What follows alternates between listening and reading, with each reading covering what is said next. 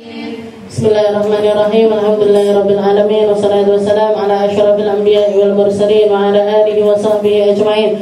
Subhanaka la ilma lana illa ma 'allamtana innaka antal alimul hakim. Rabbi shrah li sadri wa yassir li amri wahlul 'uqdatam min lisani yafqahu qawli. Amma ba'd. Alhamdulillah ala ni'matil Islam. Alhamdulillah ala ni'matil iman wa kafa biha min ni'mah. Allahumma barik lana fi Rajab wa Sya'ban wa ballighna Ramadan wa ballighna Ramadan wa ballighna Ramadan wa 'inna 'ala as-siyami wal qiyam wa qira'atil Qur'an wa qanni'na bil yasiri minal manam. Alhamdulillah, segala puji bagi Allah Subhanahu wa taala yang mendudukkan kita, mengumpulkan kita, menakdirkan kita untuk bersama-sama baca hadrah, bermunajat bareng-bareng kepada Allah Subhanahu wa taala dengan menghadirkan nama para ulama-ulama, dengan menghadirkan para aulia-aulia, dengan menghadirkan orang-orang yang mulia di sisi Allah taala ataupun mereka-mereka yang memiliki kedudukan khusus di sisi Allah Subhanahu wa taala. Bukan hanya manusia yang kita panggil-panggil di dalam hadrah tadi, bahkan kita nyebutkan para malaikat, kita nyebutkan tentang mereka-mereka para ahli takwa, mereka-mereka yang memang Allah Subhanahu wa taala ciptakan secara khusus hanya untuk taat kepada Allah. Dari sini kita bisa tahu bahwasanya sebuah ketaatan itu nggak akan pernah percuma. Sebuah ketaatan, sebuah ketundukan, sebuah kepatuhan yang kita lakukan kepada Allah Ta'ala, yang kita lakukan hanya untuk Allah Subhanahu wa Ta'ala, maka itu semuanya tidak akan pernah disia-siakan oleh Allah. Wa may ya'mal mithqala dzarratin khairan yarah wa may ya'mal mithqala dzarratin syarran yarah. Jadi semua hal sekecil apapun, mau itu baik mau itu buruk, semuanya akan kembali kepada kita, semuanya akan dibalas oleh Allah Ta'ala. Kalau baik ganjarannya ya baik, yang buruk ganjarannya juga buruk. Jadi yang baik-baik diganjar baik sama Allah Ta'ala. Sering saya katakan bahwasanya malaikat itu nggak akan pernah salah tulis. Malaikat tidak mungkin keliru, malaikat nggak mungkin salah. Loh, sing sholat kuwi sing entuk pahala iki nggak mungkin, sing poso iki sing entuk pahala iki nggak mungkin. Jadi semua ketaatan akan kembali kepada pribadi masing-masing. Begitu juga dengan keburukan juga akan kembali kepada pribadi kita masing-masing. Jadi tadi kita baca hadrah, satu kumpulan Imam Abdullah Basaudan, Imam Abdullah Basaudan itu nyusun, jadi beliau bukan ngarang. Hadrah Basaudan ini bukan dikarang oleh beliau, tapi disusun oleh beliau. Yang ngarang ada, diambil dari mana? Diambil dari petikan-petikan kalimat-kalimatnya para ulama-ulama. Jadi ada qasidahnya Habib Abdullah bin Husain bin Thahir dimasukkan. Qasidahnya Habib Ali Habsyi dimasukkan. Qasidahnya Habib Abdullah Al-Haddad yang paling banyak, qasidah-qasidahnya Imam Haddad yang dimasukkan di dalam hadrah ini, disusun sedemikian rupa oleh beliau untuk kita, agar lebih memudahkan kita untuk membacanya dan memudahkan bagi kita untuk meresapi dan masuk ke dalam hadrah itu sendiri. Imam Abdullah bin Ahmad Basaudan sendiri, beliau adalah seorang ulama yang termasyhur. Pada zamannya beliau termasuk ulama yang termasyhur, dan salah satu haliyahnya beliau, atau orang ibadah itu macam-macam. Orang mau datang atau mau nyari selamat kepada Allah Ta'ala itu terserah kita mau lewat jalan mana. Mau lewat jalan sedekah kah, mau lewat jalan ilmu, mau lewat jalan sholawat, mau lewat jalan sholat, banyak. Turukul khair katsirah. Jadi jalan menuju Allah Ta'ala itu banyak. Makanya jangan pernah meremehkan orang yang melakukan kebaikan. Bahkan jangan pernah meremehkan siapapun, karena kita nggak pernah tahu tentang dosa kita mana yang tidak diampuni sama Allah Ta'ala, dan kita nggak pernah tahu ibadah apa yang dilakukan oleh orang tersebut. Mungkin aja dia punya sesuatu yang indah yang diterima sama Allah Ta'ala, yang menjadikan dia orang mulia. Makanya tidak ada gunanya merendahkan orang, itu nggak ada gunanya. Nyepelekan orang itu nggak ada gunanya. Kita nggak pernah tahu gimana akhir kita juga nggak pernah tahu gimana akhir mereka. Semua kebaikan semua kebaikan terserah Allah. Terserah Allah, mau ganjar, mau ngasih, mau nerima taubatnya atau tidak dan lain sebagainya, itu semuanya terserah kepada Allah Subhanahu wa ta'ala. Tugas kita apa? Tugas kita fa'budhu. Wa ma khalaqnal insana illa liya'budun. Katanya Allah Ta'ala, aku tidak menciptakan manusia kecuali hanya untuk ibadah. Hanya murni untuk ibadah. Makanya yang perlu kita pikirkan itu adalah ibadah kita masing-masing, haliyah kita masing-masing, keadaan diri kita masing-masing. Ora usah ngurusi ibadah uang. Nggak perlu kita ngurusi wong kuwi kok ngena ngene, wong kuwi kok rumah tanggane ngena ngene, nggak perlu. Dia kita.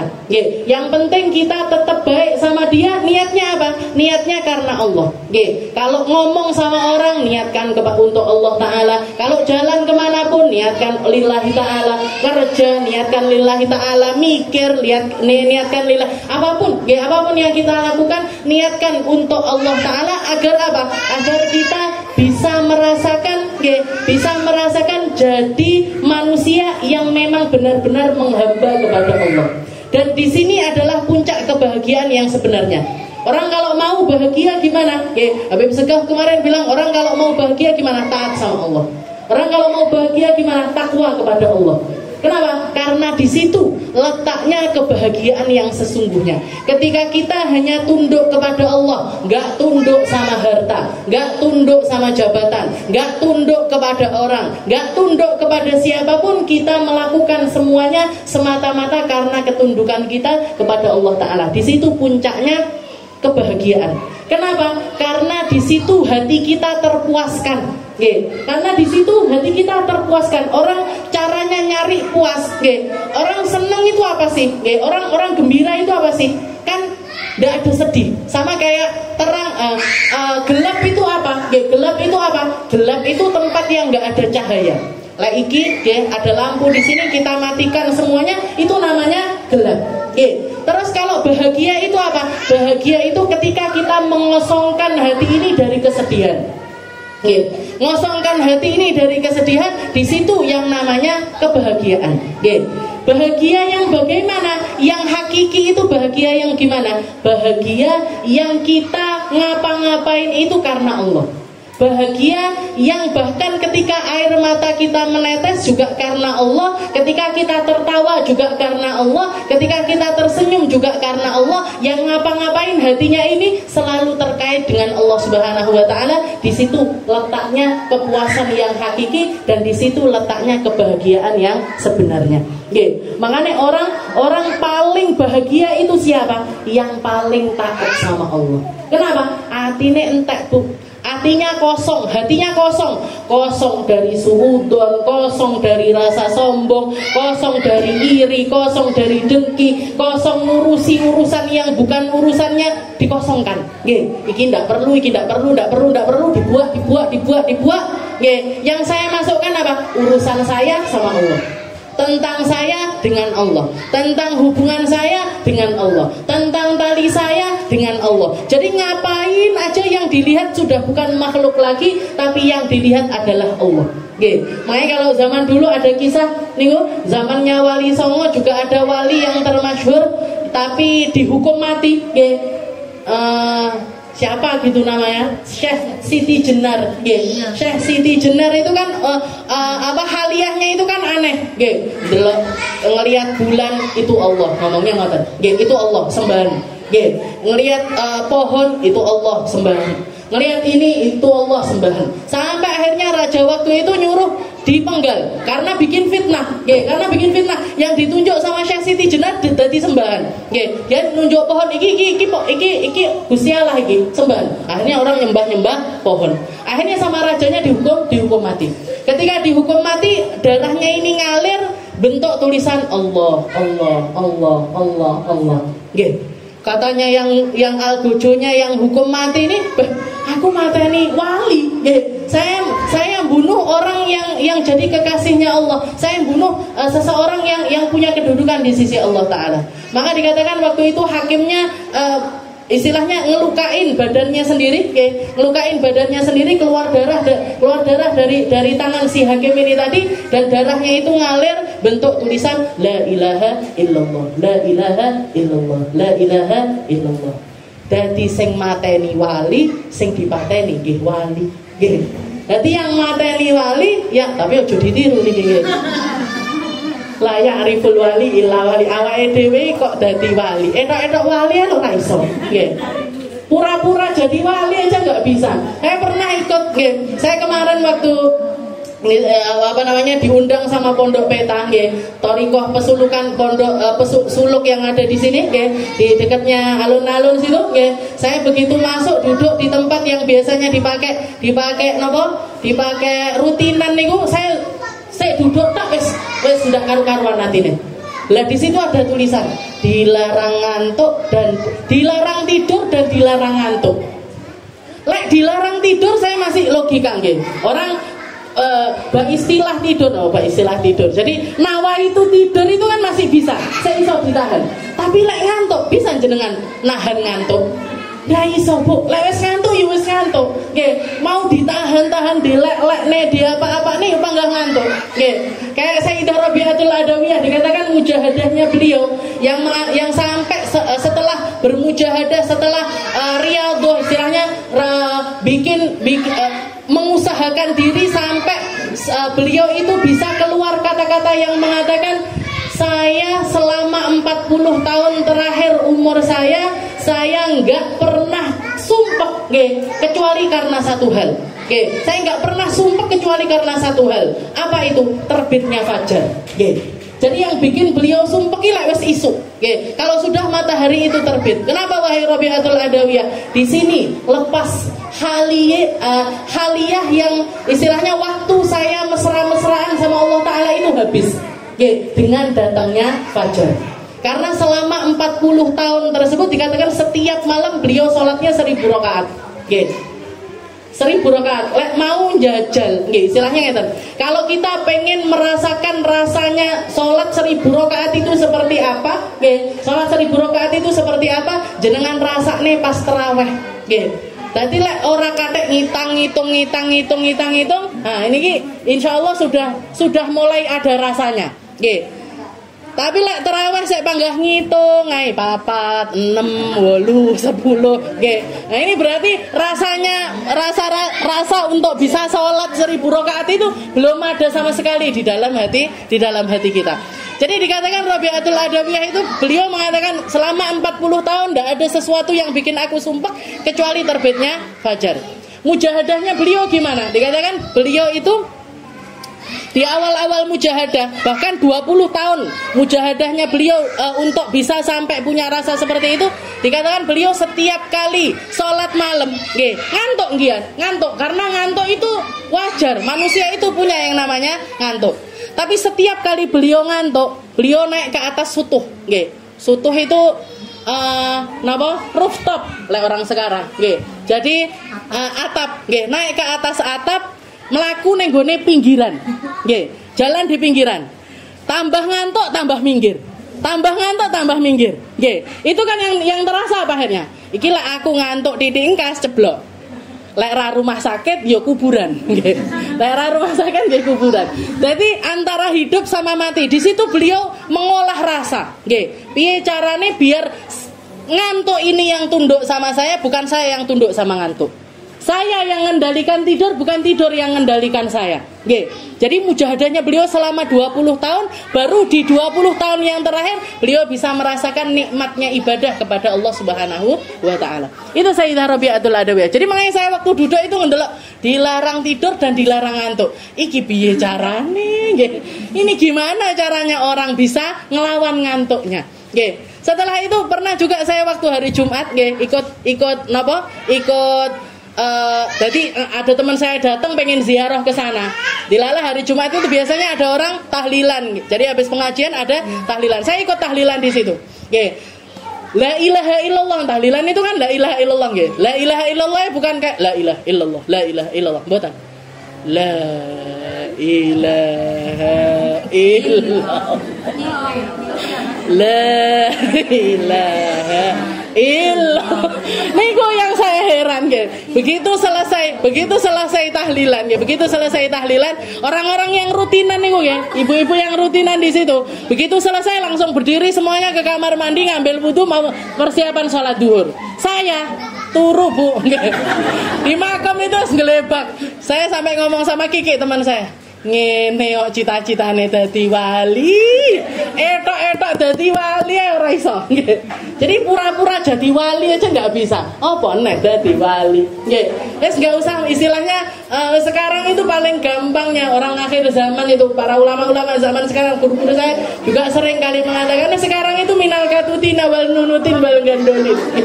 Paling enak SP aku ndak iso sholat kayak ngono nunut gitu. Saya nggak bisa puasa kayak gitu melok, saya nggak bisa sedekah kayak gitu, pokoknya melok gitu. Pokoknya melok, pokoknya ngikut, pokoknya jalan di belakangnya mereka. Ibadah sak-sae gitu.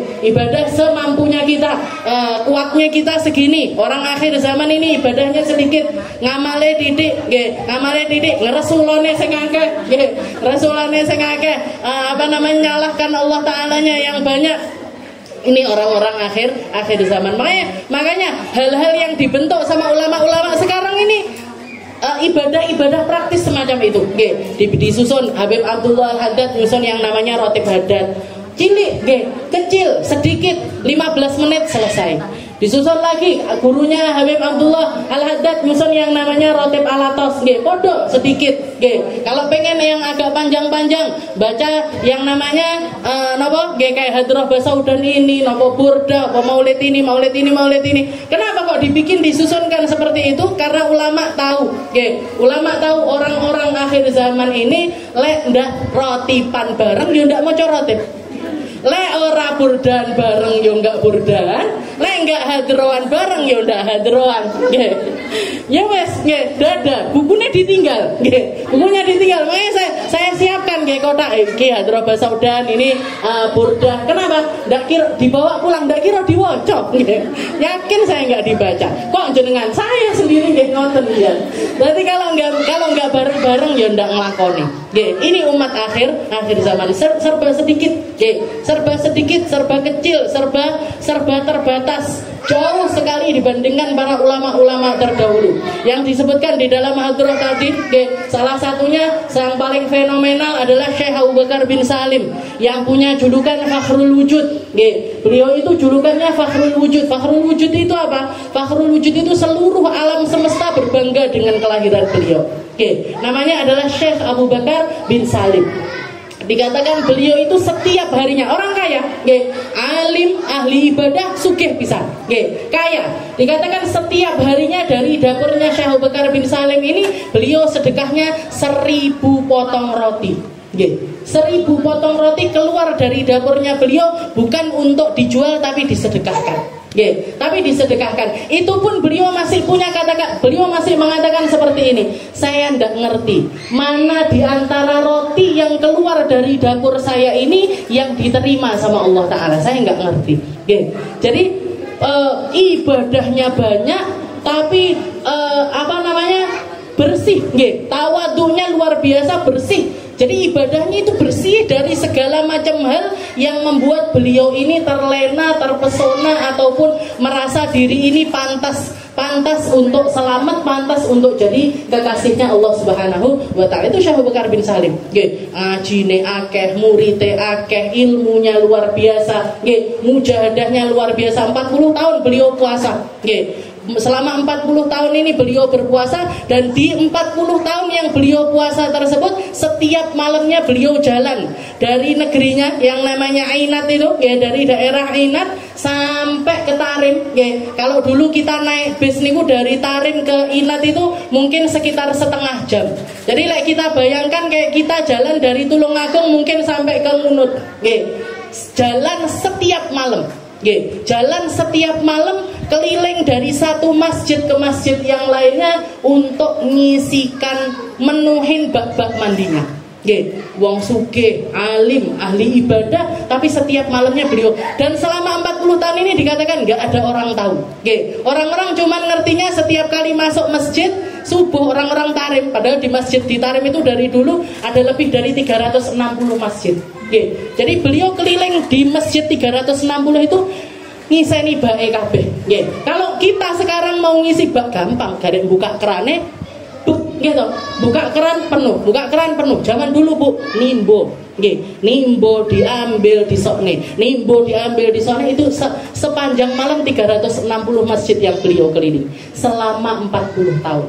Ketahuannya gimana kok orang jadi tahu kalau yang melakukan, yang menuhin bak itu adalah Syekh Abu Bakar bin Salim? Dikatakan ketika malam musim dingin yang luar biasa dingin, itu tahu-tahu orang melihat kok jejak di tanah itu banyak darah yang nampak kayak jejak kaki.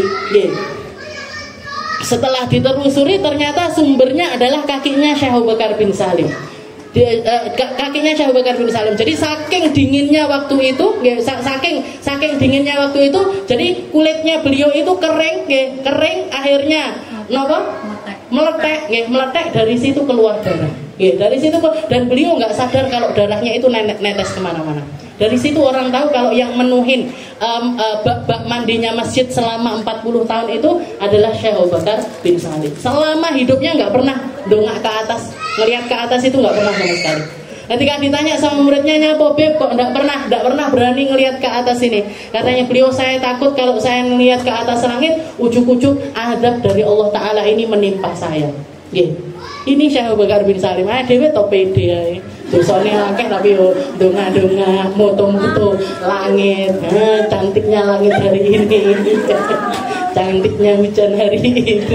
Padahal dosane akeh, kathek drijine dosa, kathek motone dosa, kathek kupinge dosa, sikile dosa, tapi pede ae. Nggih, nang ndi guyang-guyu, cengengis nggih. Niku kita nggih. Astagfirullahaladzim. Pokoknya dibantu sama Imam Abdullah bin Ahmad dan Imam Abdullah bin Ahmad Basaudan ini yang paling terkenal dari diri beliau adalah mahabbahnya kepada Ahlul Bait. Cintanya beliau kepada anak cucunya Rasulullah Shallallahu Alaihi Wasallam. Cinta sama anak cucunya Nabi ini hadiah. Enggak semua orang mampu, enggak semua orang bisa, dan itu adalah sebuah anugerah. Kenapa? Karena rasa cinta itu baru bisa ada di dalam hati kita ketika kita itu punya hubungan. Ketika kita itu terkait satu sama lain baru bisa cinta. Kayak kita cinta sama orang tua kita. Kenapa? Karena beliau yang melahirkan kita. Karena saya lahir sampai gede diopeni sama bapak ibu saya. Kita cinta sama saudara-saudara. Kenapa ya? Karena dino-dino karo mereka. Yang dilihat mereka, mainnya sama mereka, sedih senang bareng-bareng. Kita cinta sama teman karena apa? Karena pertemanan dan lain sebagainya. Tapi cinta sama anak cucunya Nabi ini kan kalau kita nggak deket sama mereka kan nggak bisa. Nggak bisa ada di dalam hati kita. Makanya para ulama mengatakan cinta kepada Ahlul Bait itu anugerah.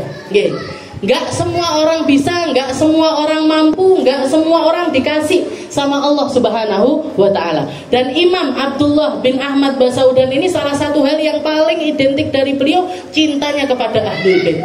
Sampai-sampai dikatakan, dulu di zamannya beliau ada satu syekh di Mekah, ada satu syekh di Mekah yang beliau itu dikasih karomah sama Allah Ta'ala, bisa nyium aromanya anak cucunya Nabi. Sama kayak banyak ulama Indonesia dulu yang seperti itu tuh banyak. Guru-guru saya cerita dulu Ahlul Bait itu, anak cucunya Nabi itu punya aroma wangi. Sampai akhirnya banyak orang itu istilahnya kalau kita pikir-pikir Wali Songo itu nyebarkan Islam di Indonesia. Kok bisa sampai ke tingkat 90% orang dari ujung Aceh sampai ujung Papua iso mlebu Islam KBI? Gimana caranya kalau bukan karena sesuatu yang istimewa yang ada pada diri Wali Songo tersebut. Ternyata dulu anak cucunya Nabi itu dari kulitnya ada kecium aroma wangi. Sampai akhirnya jadi fitnah. Jadi fitnah orang Indonesia itu kan sebelum datangnya Islam agamanya kan Hindu, ngoten-ngoten niku gampang percaya takhayul, gampang percaya sama klenik, sama ngoten-ngoten niku percaya. Nggih. Akhirnya ketika ngelihat enek uang datang kok aromanya wangi, ya aromanya wangi. Akhirnya disembah-sembah di ini dan lain sebagainya. Akhirnya ada seorang habaib waktu itu yang doa minta sama Allah Taala, ya Allah hilangkan ini, nggih. Baunya wangi yang ada di anak cucunya Nabi ini hilangkan. Karena jadi fitnah, bikin orang-orang itu istilahnya tertarik. Itu memang narik mereka ke dalam agama Islam. Tapi kadang-kadang rasa yang ada pada diri mereka ini jadi nggak benar, jadi nggak benar. Akhirnya sejak saat itu nggak kecium lagi bau wangi. Nah waktu itu zamannya Syekh Abdullah bin Ahmad Basaudan itu ada ulama di Mekah yang bisa nyium aroma wanginya anak cucunya Nabi. Maka dikatakan ketika Syekh Abdullah ini masuk ke rumahnya Syekh tersebut, ke guru Mekah tersebut, dikatakan gurunya ini ngadeg lingguh neh, ngadeg lingguh neh, ngadeg lingguh neh. Karena ketika perkenalan Syekh Abdullah ini mengatakan saya bukan anak cucunya Nabi. Tapi kata syekhnya ini, tapi saya nyium aroma anak cucunya Nabi di dalam darahnya. Saya nyium baunya anak cucu yang khas yang ada pada diri para habaib, yang ada pada diri para cucunya Nabi, ada pada dirimu. Katanya Syekh Abdullah Basaudan, beliau mengatakan saya nggak punya darah keturunan Nabi, ndak dari abahku, ndak juga dari ibuku. Saya ndak punya itu. Maka dikatakan pas malam harinya ada salah satu habaib yang mimpi kejadian kiamat. Setelah itu dari ketika orang lagi ribut dengan keadaan kiamat yang luar biasa menegangkan seperti itu, datang Rasulullah SAW dan beliau teriak-teriak, Aina Abdullah bin Ahmad Basaudan, Aina Abdullah bin Ahmad Basaudan, mana Imam Basaudan, mana Imam Basaudan, mana? Ketika cucunya Nabi ini bilang, ya Rasul, saya cucumu, kok saya digolei Imam Abdullah Basaudan. Katanya Rasulullah, huwa min ahli baiti, dia adalah termasuk keluargaku karena barokah cintanya dia kepada anak cucuku. Karena barokah cintanya dia kepada anak cucunya Nabi. Dikatakan Syekh Abdullah Basaudan ini saking taatnya, saking istilahnya hormat sama habaib. Dikatakan ketika ada satu habaib namu di rumahnya beliau, minta dipijeti sama beliau. Setelah mijeti badannya si Habib ini, Habibnya rotok greget nih. Begitu selesai dipijeti, katanya Habibnya ini, mesak nih, bukan cuma aku yang capek, kudaku di luar juga capek, pijetohno pisan. Jadi kudaku yang ada di teras itu tak ikat di sebelahnya pohon, pijetohno pisan. Katanya beliau, Imam Abdullah, naam, marhaba, ya ngambil minyak keluar dipijeti tenan. Udah bu, dipijeti. Bayangkan saking taatnya sama anak cucunya Rasulullah SAW. Jadi cinta sama anak cucu Nabi itu kemuliaan. Gak semua orang bisa, gak semua orang mampu.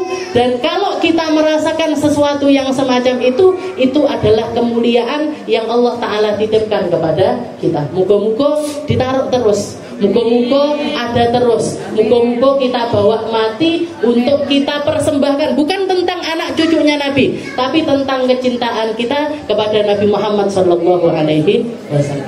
Kita lanjutkan pembahasan kita. Jadi kemarin kita sudah menyelesaikan bab tentang istihadah. Bab tentang istihadah ini saya selesaikan di hari ini insyaallah. Dan mungkin mulai minggu depan kita buka bab puasa sebagai persiapan untuk kita masuk ke dalam bulan Ramadan. Nanti kita akan bahas tentang fikih puasa. Dan di sini saya selesaikan di bab istihadah. Seperti kemarin yang kita bahas, istihadah itu masuk di dalam kategori hadas daimul hadas. Masuk dalam kategori satu hadas yang keluar terus menerus. Satu hadas yang keluar terus menerus. Maka ketika kita melakukan toharoh di saat keadaan yang semacam ini, maka toharohnya namanya adalah toharoh doruriyah. Toharoh darurat. Toharoh darurat ini gimana? Toharoh darurat ini emergency. Kalau ndak butuh banget, ndak boleh dilakukan. Tapi ketika kita membutuhkannya, baru boleh dilakukan. Sama kayak tayamum, sama kayak tayamum. Orang kalau ada air wajib wudu pakai air.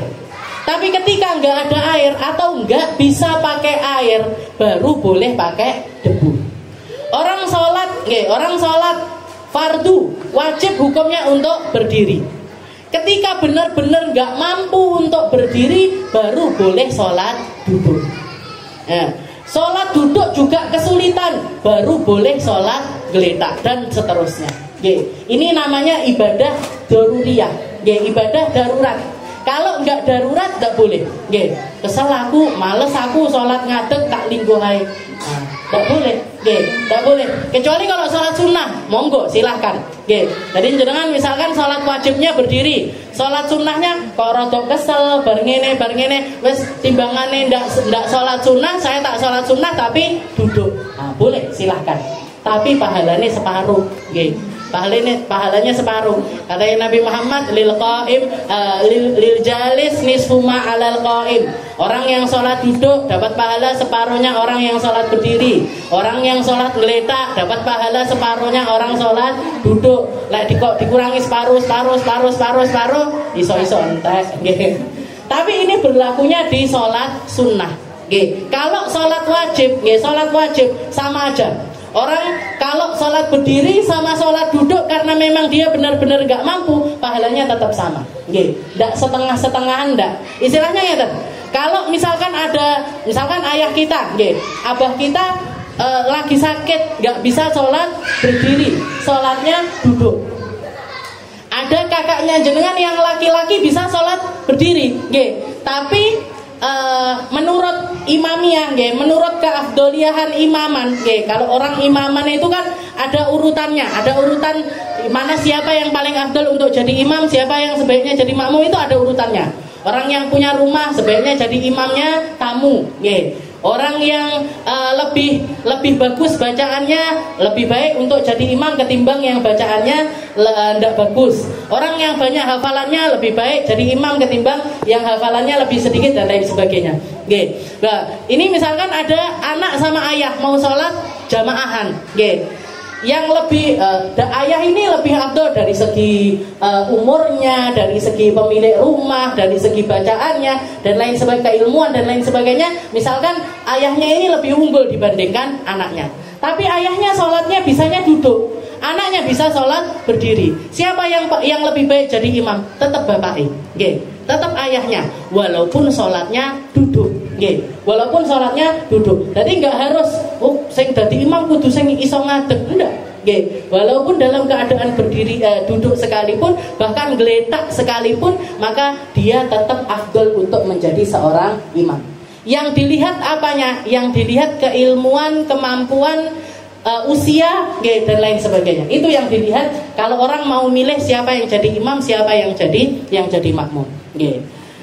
Jadi daruriyah, ada ibadah darurat, ada toharoh darurat, ada cara bersuci darurat. Nah, orang ketika istihadah ini masuknya dalam kategori daimul hadas, orang yang selalu berhadas. Maka wudunya adalah wudu darurat.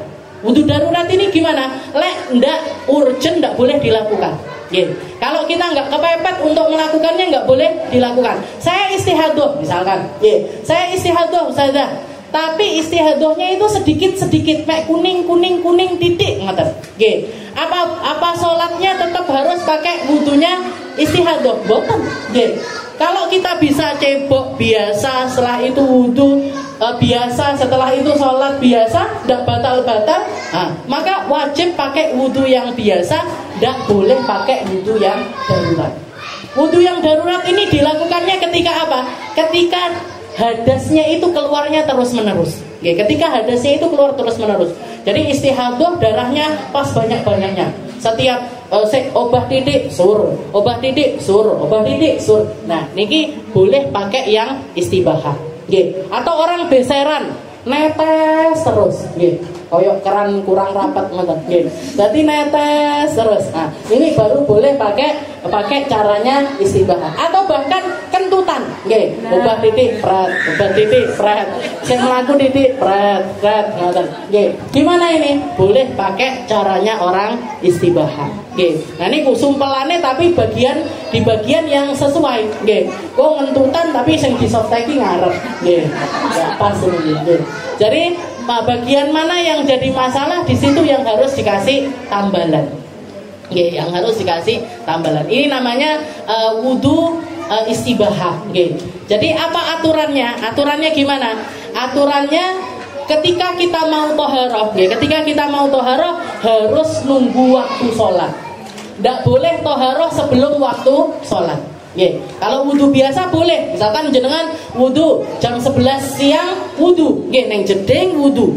Setengah 12 adzan, nggih, jam setengah 12 adzan langsung beber sajadah langsung sholat duhur. Gimana hukumnya? Boleh, nggih, boleh saja. Wudunya ndak setelah adzan duhur, ndak apa-apa, ndak masalah, nggih. Bahkan haliyahnya orang-orang, saya dulu banyak ngelihat orang-orang Hadramut itu, banyak orang asli Hadramut nggih. Niku yang banyak diantara mereka yang sholat subuh pakai wudu isya, sholat isya pakai wudu subuh. Oke. Sholat isya pakai wudu subuh, sholat subuh pakai wudu isya. Berarti gimana? Enggak batal sama sekali. Oke. Itu banyak sekali saya temukan. Bahkan orang-orang ini padahal orang sepuh-sepuh. Niku paling gregetan lek sholat tarawih jejer wong Indonesia, Malaysia, Singapura. Oke. Ngentutan gampang batal gitu.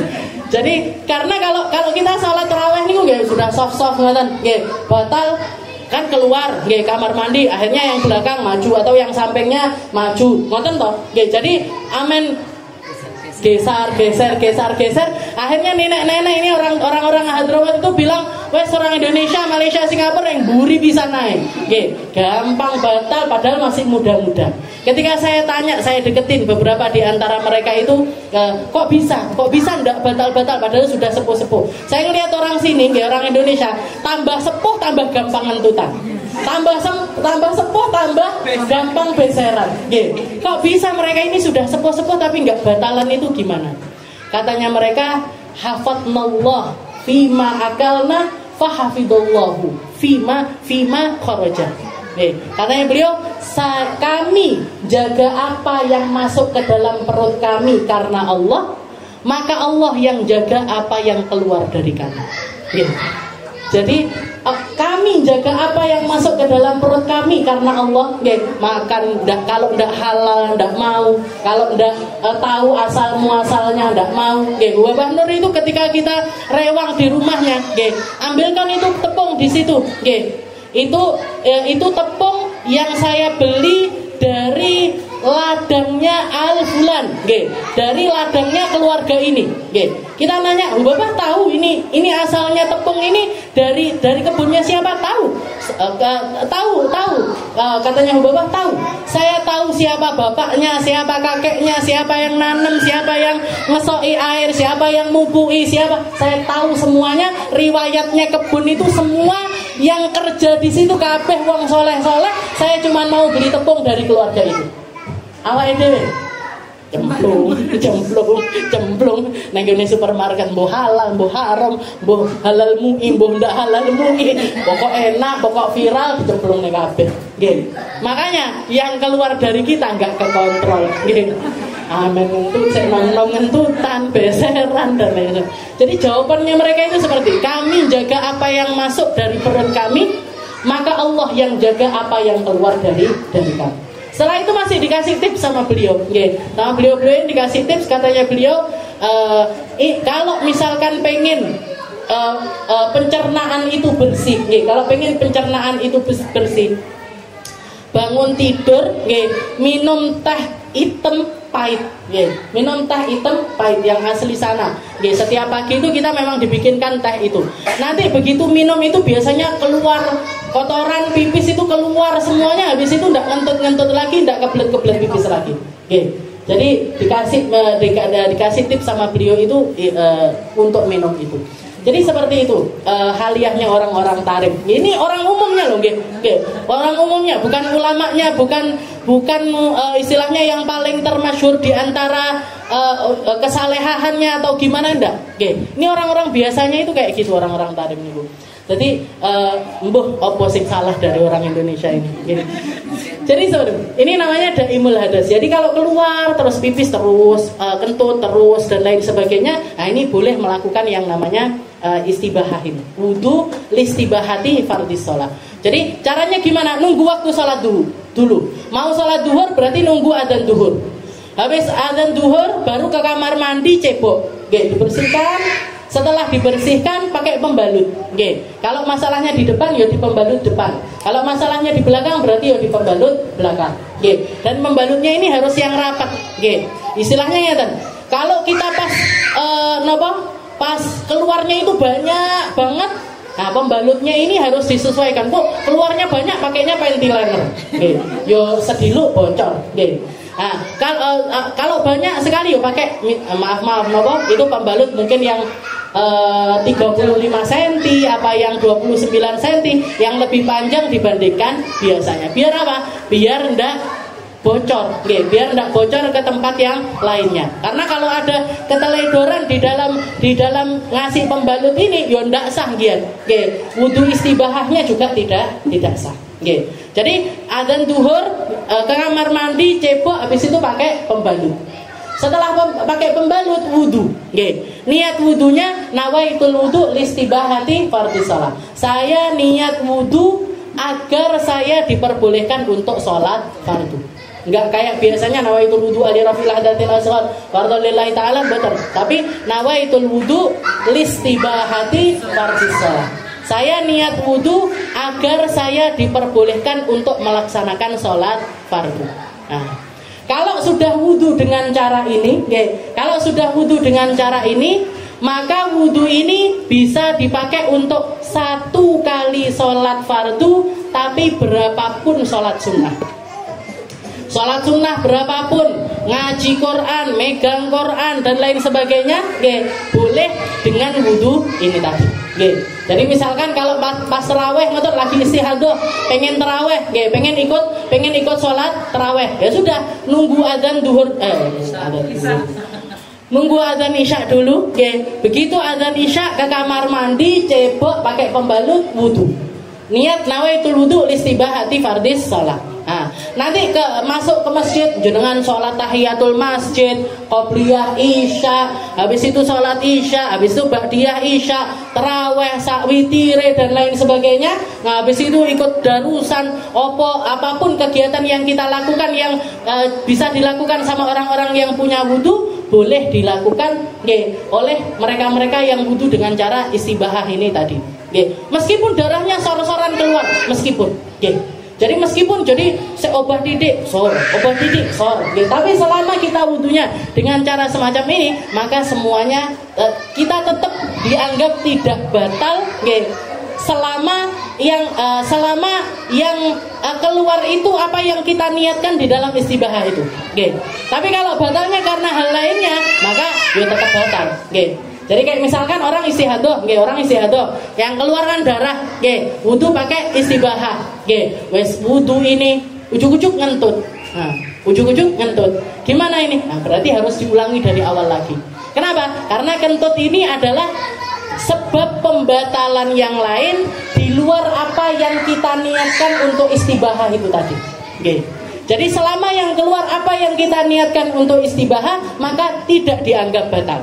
Tapi kalau terjadi sesuatu hal lain di luar itu, maka tetap batal. Jadi misalkan ngentut, atau salaman karo bojone, atau salaman sama yang bukan mahram, atau ketiduran nenggone masjid turu, gimana? Batal. Kenapa? Karena ini sebab lain di luar sebab apa yang kita lakukan untuk istibahahnya kita. Jadi bisa dipakai untuk 1 kali sholat fardu dan berapapun juga sholat sunnah, baca Quran ataupun hal-hal yang lainnya. Yang penting niatnya nih, nawaitul wudu listibahati fardhis shalah. Harus ada fardunya. Harus ada fardunya. Saya niat wudu agar saya diperbolehkan sholat fardu. Nah, agar saya diperbolehkan sholat fardu. Maka ini bisa dipakai sekali sholat fardu dan berapapun juga sholat sunnah yang lainnya. Wallahu a'lam bishawab. Insyaallah kita lanjutkan di pertemuan yang selanjutnya.